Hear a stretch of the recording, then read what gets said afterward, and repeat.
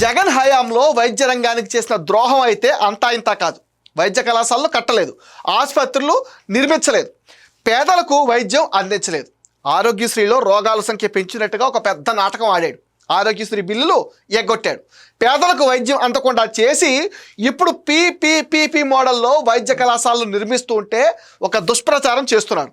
Medical కాలేజీలు private వాళ్లకు ఇచ్చేస్తున్నారు అనే అసత్య ప్రచారాన్ని తన మీడియాలో పేటీఎం ఛానల్స్లో తెగ ఓదరగొడుతున్నాయి.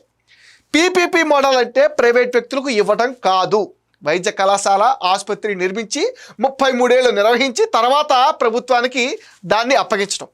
ప్రభుత్వ ఆస్తి చాలా భద్రంగా ఉంటుంది, రోగులకు ఉచిత సేవలు అందుతాయి.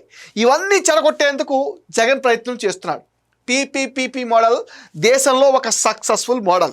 ఉమ్మడి ఆంధ్రప్రదేశ్లో జేగూరుపాడులో పీపీపీపీ మోడల్లో విద్యుత్ కేంద్రం నిర్మాణం చేపడితే ఇప్పుడు దాని కాలపరిమితి తీరడంతో అది ప్రభుత్వ ఆస్తిగా మారింది.